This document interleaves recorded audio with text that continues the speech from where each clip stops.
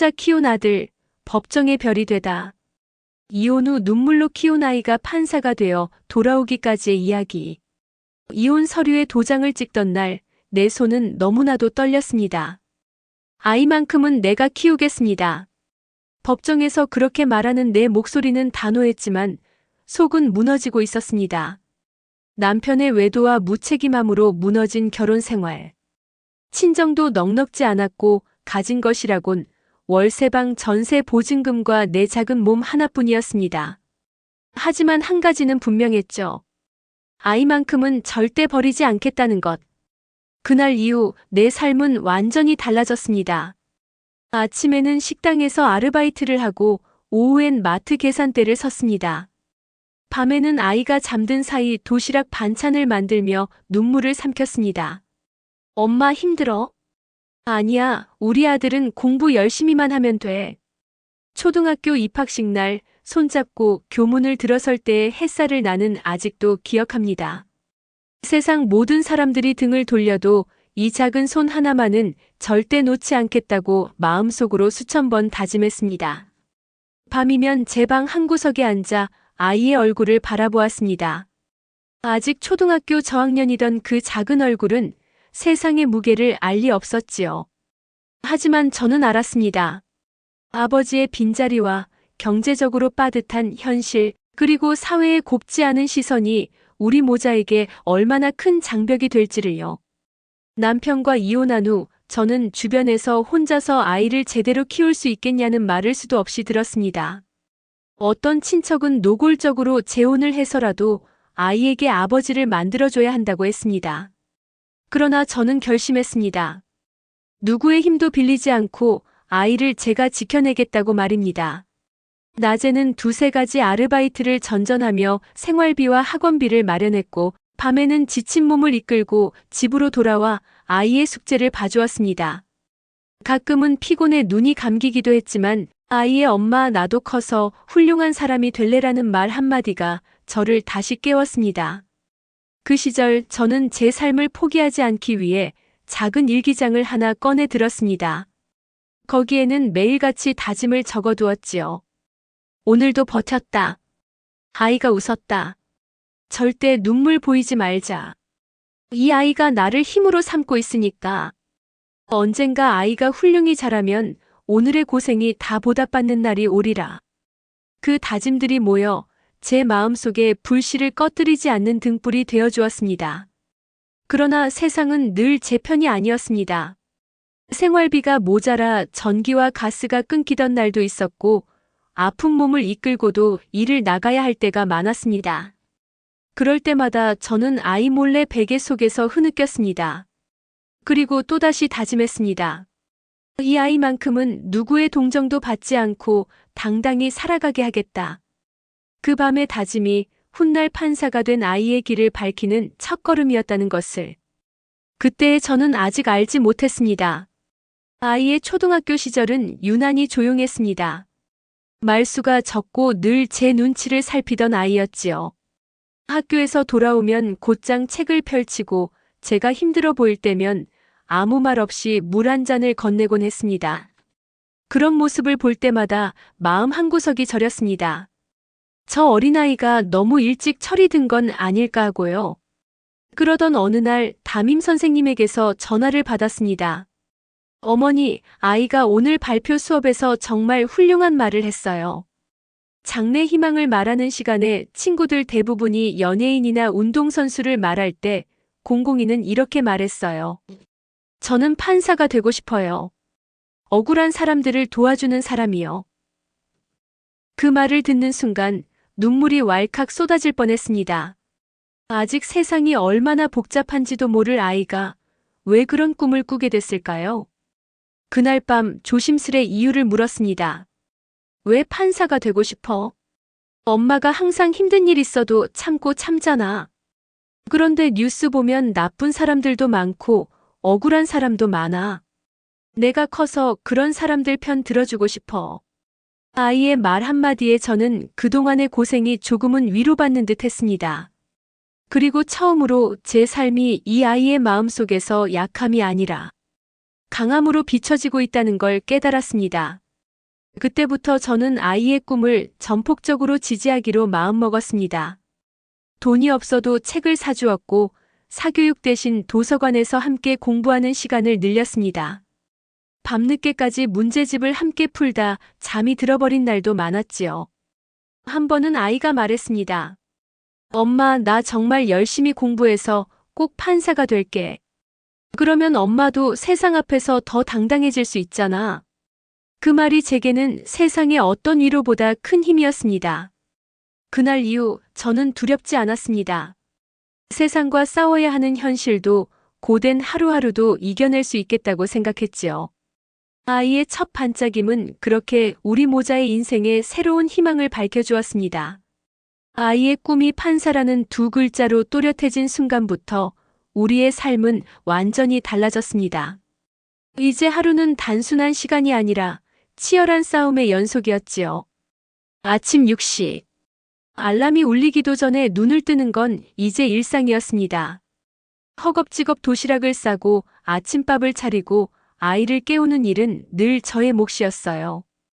회사에 출근하기 전에 밥을 차려놓고 교복을 다려입히고 공부 계획을 확인하는 일까지 숨 돌릴 틈조차 없었습니다.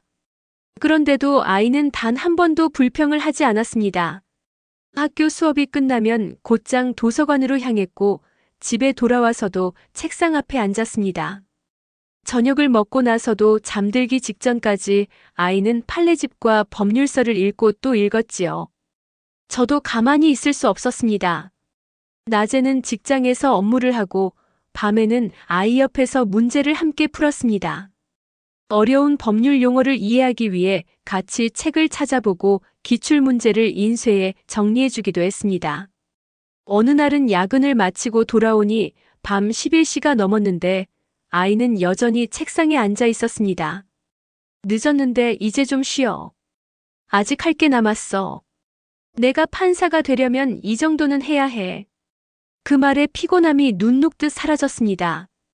저도 그저 그래, 조금만 더 힘내자라고 말하며 옆에 앉았지요.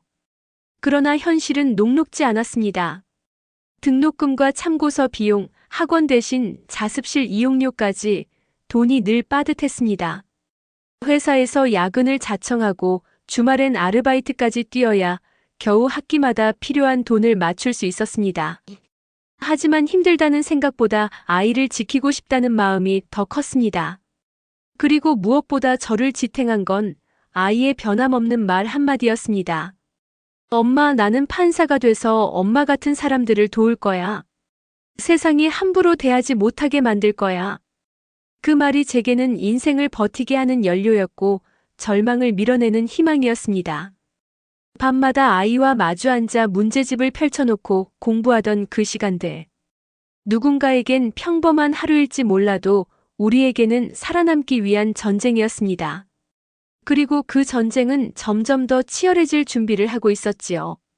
시험이 가까워질수록 우리 모녀의 일상은 숨이 막힐 만큼 팽팽해졌습니다.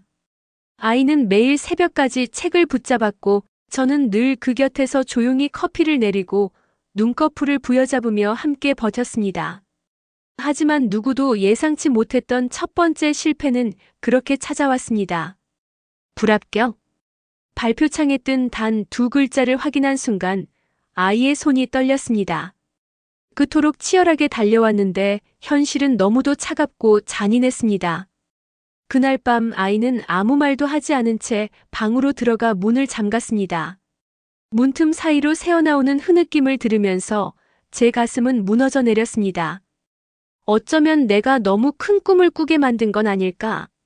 아이를 지치게 만든 건 아닐까? 다음 날 아침 밥상 앞에서도 아이는 한 숟가락도 뜨지 않았습니다. 엄마, 나 그냥 평범하게 살면 안 돼? 판사 말고 다른 길도 있잖아. 그 말에 눈물이 왈칵 쏟아질 뻔했습니다. 하지만 꾹 참았습니다. 그만두고 싶으면 그만둬. 하지만 내가 정말 원해서 그만두는지 아니면 두려워서 포기하는지 스스로에게 물어봐야 해. 내가 처음 그 꿈을 말하던 날 기억나? 엄마 같은 사람을 돕고 싶다고 했잖아. 그 마음이 아직 있다면 이건 실패가 아니라 과정일 뿐이야. 아이의 눈동자가 흔들리더니 결국 눈물을 뚝뚝 흘렸습니다.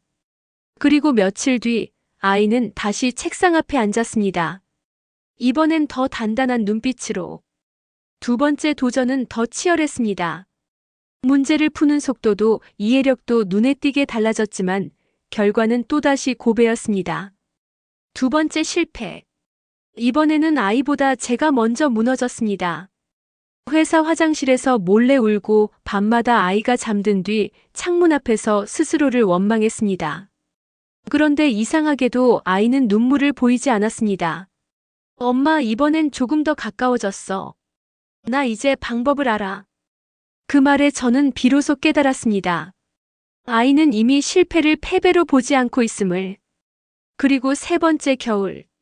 눈보라치던 그날 합격자 명단에 아이의 이름이 떠 있었습니다. 합격이야 엄마, 나 붙었어.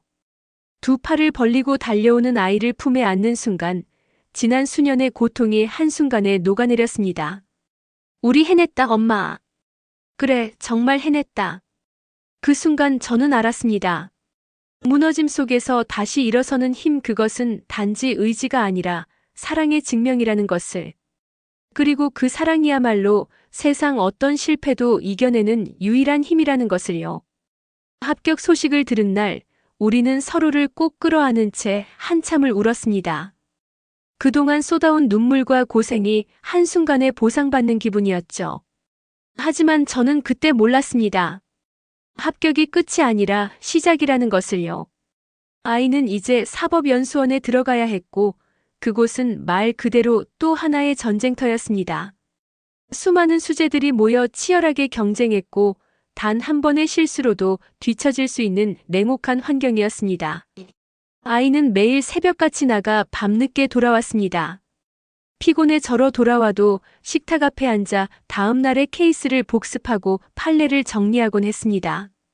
엄마, 오늘 교수님이 그러셨어. 판사는 단순히 법을 아는 사람이 아니라 사람의 눈물을 이해하는 사람이어야 한다고.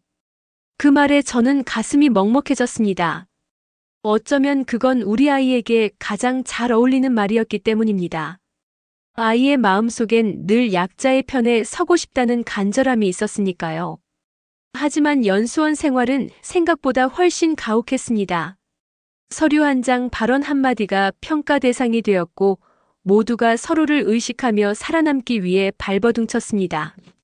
아이는 몇 번이나 지쳐 돌아와 말없이 눈물만 흘리기도 했습니다. 엄마, 나는 여기 있는 사람들처럼 머리가 좋지 않아. 괜히 꿈을 꾼 건 아닐까? 그럴 때마다 저는 아이의 두 손을 꼭 잡아주었습니다. 머리가 중요한 게 아니야. 너는 누구보다 단단하고 누구보다 사람을 아는 아이야. 그게 판사에게 가장 필요한 재능이야. 그 말이 힘이 되었는지 아이는 다시 고개를 들었습니다. 그리고 연수원에서의 마지막 평가 발표 날 교수님의 한마디가 우리 삶을 바꿔놓았습니다.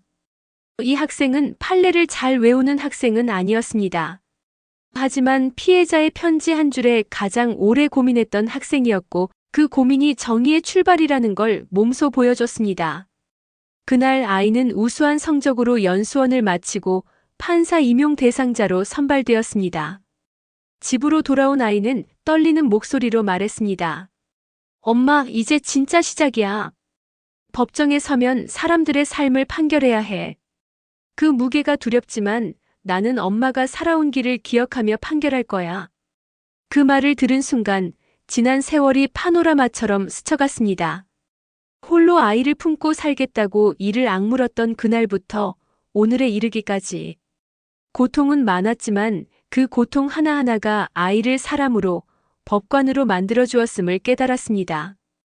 창밖에는 봄비가 부슬부슬 내리고 있었습니다. 그 빗속에서 저는 조용히 속삭였습니다. 그래, 이제 진짜 시작이다. 너의 정의, 너의 판결이 누군가의 인생을 지켜주는 세상이 되길.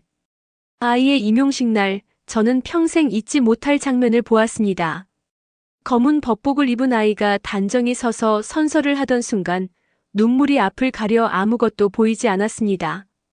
법과 양심에 따라 판결하며 약자의 눈물을 외면하지 않겠습니다. 그 한 문장을 입으로 내뱉는 아이의 목소리는 어느새 소년의 그것이 아니었습니다.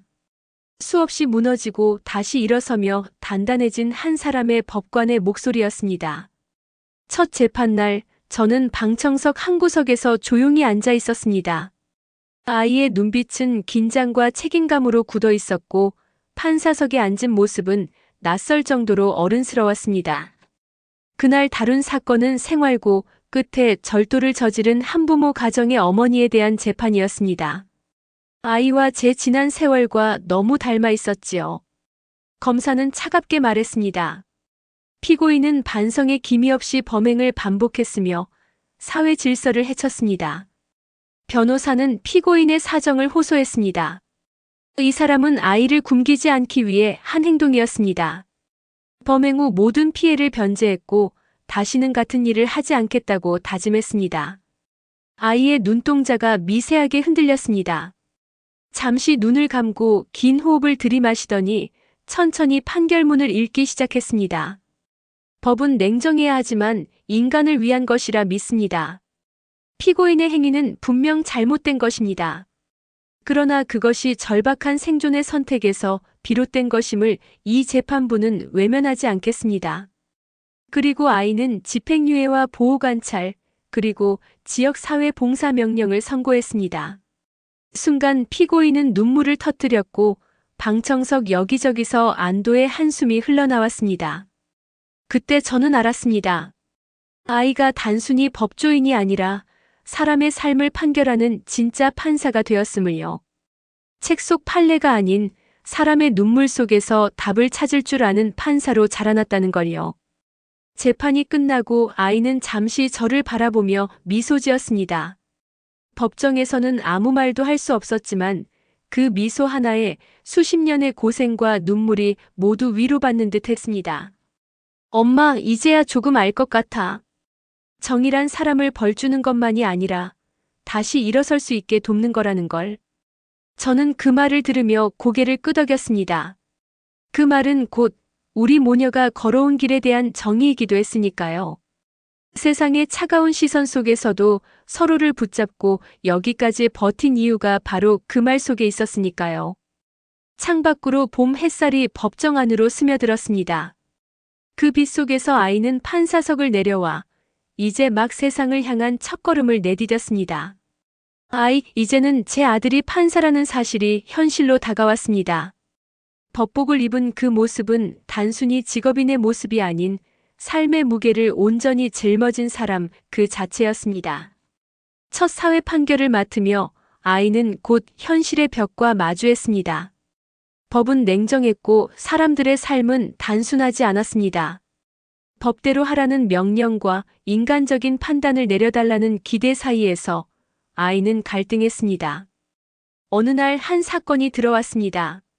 친부와 연락이 끊긴 채 성장한 아이의 또래 소년이 생계를 위해 소매치기를 저질렀다는 사건이었죠. 아이의 눈에는 그 소년의 불안과 외로움이 그대로 비쳤습니다. 그때 저는 기억했습니다. 내 아이도 홀로 살아야 했던 날들이 있었지. 법정에서 아이는 침착히 판결문을 읽었습니다. 피고는 잘못을 저질렀습니다. 하지만 그것은 생존을 위한 절박한 선택에서 비롯된 것이며 향후 올바른 길을 걷도록 사회적 보호와 교육의 기회를 제공함이 합당합니다. 판결이 끝나자 방청석의 몇몇 부모들은 눈물을 훔쳤습니다.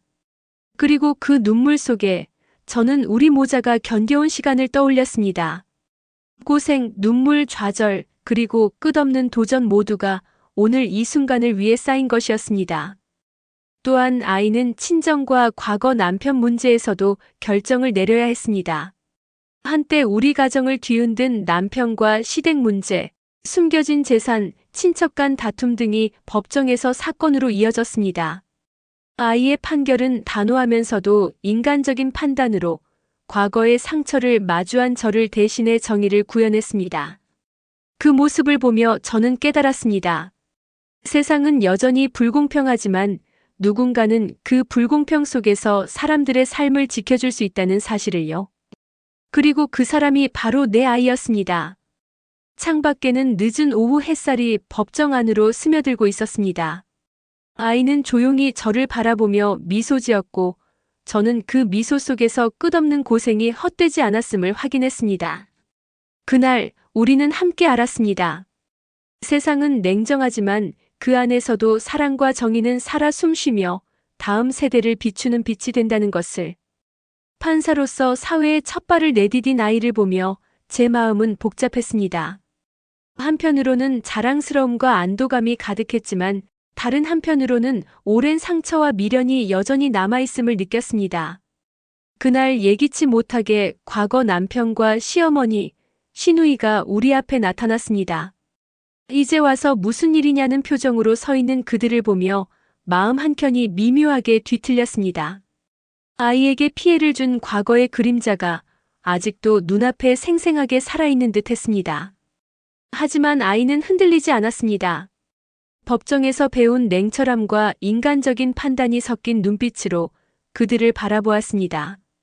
엄마와 저에게 상처를 준 과거는 이제 법과 시간 속에서 정리됩니다.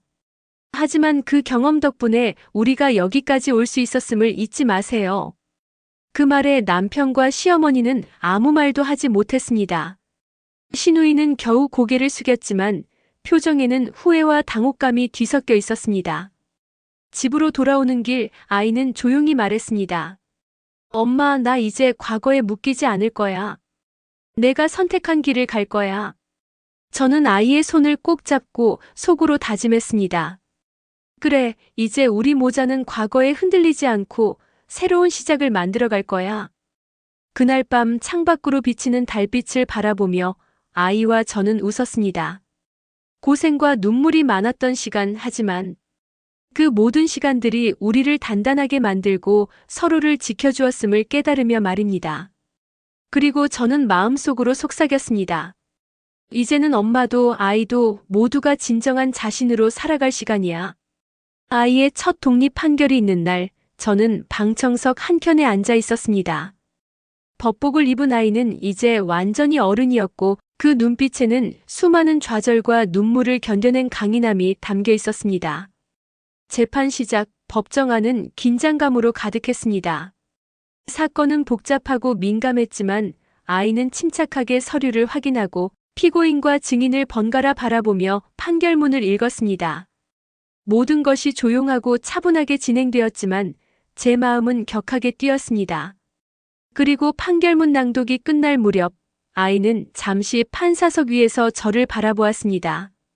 그 눈빛은 한 사람의 어머니에게 보내는 감사와 사랑, 그리고 다짐이었지요. 엄마, 제가 여기까지 올 수 있었던 건 모두 당신 덕분입니다. 당신이 버텨주셨기에 제가 포기하지 않을 수 있었고 지금 이 자리에서 정의를 실현할 수 있습니다. 엄마, 당신이 제 인생의 전부입니다. 그 한마디에 저는 눈물이 터졌습니다. 세상은 냉정했지만 우리가 함께 견뎌낸 시간과 사랑이 아이를 빛나게 만들었다는 것을 깨달았습니다. 그리고 아이는 다시 판결문을 읽으며 법과 양심에 따라 공정하게 세상을 바라보기 시작했습니다. 저는 그 모습을 바라보며 마음속으로 다짐했습니다. 이제 우리 모자는 과거의 상처에 묶이지 않고 새로운 미래를 만들어갈 거야. 사랑과 정의로 서로를 지켜주며 살아가자. 그날 법정 밖으로 나오며 아이와 마주한 눈빛 속에서 저는 확신했습니다. 우리의 눈물과 고생은 헛되지 않았으며 세상 속에서 진정한 정의와 사랑이 살아있다는 것을 세상 누구보다 선명하게 느꼈다고요. 그리고 우리는 서로를 꼭 끌어안았습니다. 홀로 싸워온 시간, 끝없이 이어진 고난, 그리고 극복해낸 모든 날들이 오늘 완벽하게 결실을 맺었다는 것을 확인하며